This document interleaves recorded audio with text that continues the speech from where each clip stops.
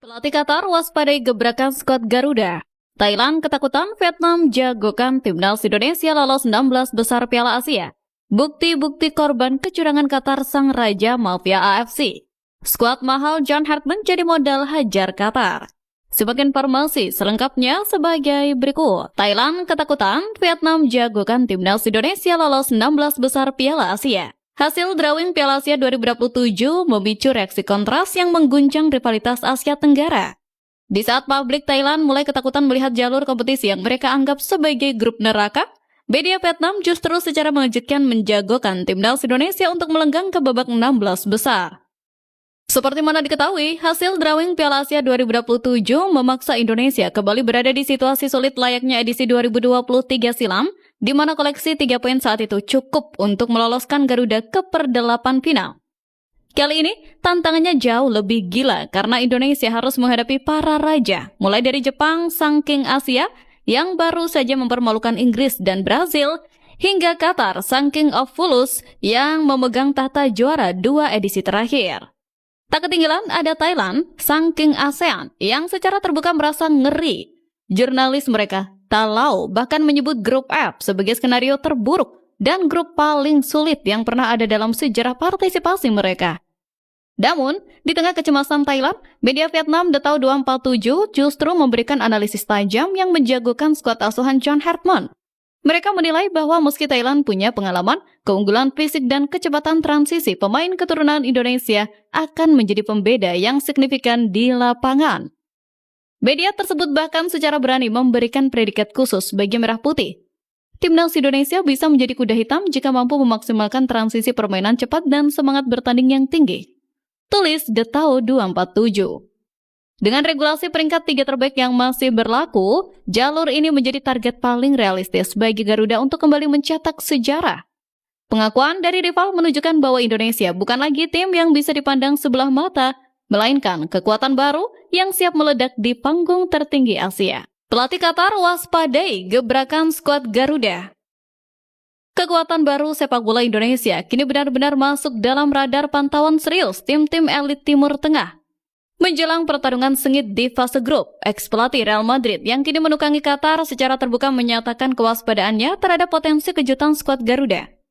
Seperti mana diketahui, hasil pengundian grup di Istana Salwa menempatkan Indonesia di grup F bersama raksasa Jepang, Qatar, dan Thailand. Meski peringkat FIFA Garuda paling rendah, transformasi pesat Indonesia memicu apresiasi dari Julen Lopetegui, arsitek Qatar yang merupakan ex-pelatih Real Madrid. Lopetegui memandang Jepang sebagai favorit, namun ia sangat mewaspadai perkembangan signifikan Indonesia. Jepang adalah favorit utama, Indonesia telah banyak berkembang, begitu pula Thailand. Tegasnya yang menyadari grup ini akan sangat seimbang. Sikap serupa datang dari pelatih Thailand Anthony Hudson. Baginya, meski Indonesia berada di bawah Jepang dan Qatar secara teknis, laga melawan skuad Garuda selalu menyajikan persaingan emosional yang sulit diprediksi. Perjalanan Indonesia akan dimulai melawan Jepang pada 11 Januari 2027, disusul duel penentu kontra Qatar pada 16 Januari dan ditutup derby panas lawan Thailand pada 20 Januari. Pengakuan Lopetegui dan Hudson membuktikan bahwa Garuda bukan lagi tim yang bisa diremehkan di level Asia. Kini, saatnya Merah Putih membuktikan bahwa kewaspadaan para rival tersebut adalah ketakutan yang akan menjadi kenyataan di lapangan. Bukti-bukti korban kecurangan Qatar, sang raja mafia AFC. 1. Iran sebenarnya berada di jalur juara Piala Asia 2023 setelah sukses memulangkan Jepang. Namun, langkah mereka terhenti secara menyakitkan di semifinal lewat gol ketiga Qatar yang dicetak Almos Ali dalam laga sengit berakhir 3-2. Gol ini memicu perdebatan panas karena dalam tayangan ulang, posisi Almos Ali terlihat jelas sudah terjebak offside.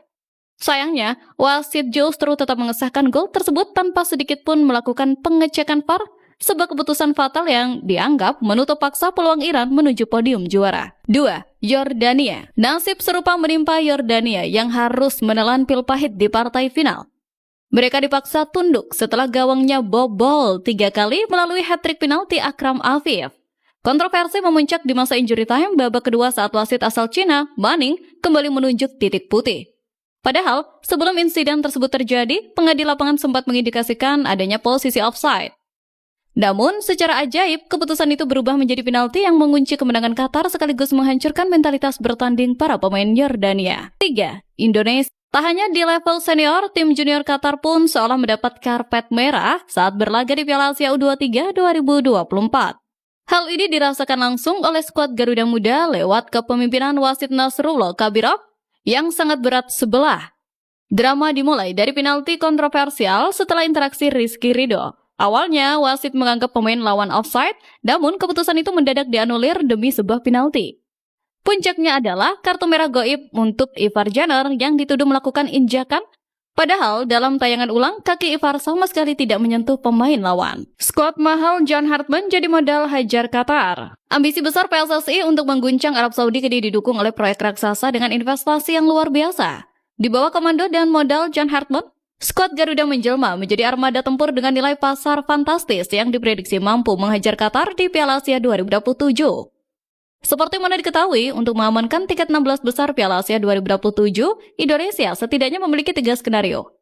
Mulai dari mengejar posisi juara grup, runner-up, hingga berjuang di jalur peringkat 3 terbaik seperti Memori Manis edisi 2023 silam. Mengingat lawan yang dihadapi adalah para raksasa, armada John Hartman wajib menyapu bersih kemenangan atas Thailand, sembari meminimalisir kekalahan dari Jepang dan mencuri poin penuh saat bersua Qatar. Menariknya, meski Qatar berstatus sebagai juara bertahan 2 edisi terakhir, Indonesia sama sekali tidak punya alasan untuk merasa minder di hadapan skuad berjuluk The Maroons tersebut. Secara materi pemain, skuad Garuda saat ini jauh lebih mentereng berkat kehadiran pilar-pilar yang merumput di kompetisi elit Eropa. Nama-nama besar seperti Jait Zas di Sassuolo, Kevin Dix hingga Borussia Mönchengladbach, hingga Calvin Verdong di Los Lille menjadi bukti sahih kualitas kelas wahid Indonesia. Kontras dengan Qatar yang mayoritas pemainnya hanya berkompetisi di liga lokal, nilai pasar Indonesia kini melesat tajam menyentuh angka 30,68 juta euro atau setara 627 miliar rupiah. Angka ini jauh mengungguli nilai skuad Qatar yang hanya berada di kisaran 374 miliar rupiah. Pertanyaannya, apakah modal 627 miliar akan mengantarkan timnas Indonesia menang atas Qatar? Investasi besar ini diharapkan tidak hanya menjadi angka mati di atas kertas, melainkan senjata mematikan untuk membungkam sang juara bertahan.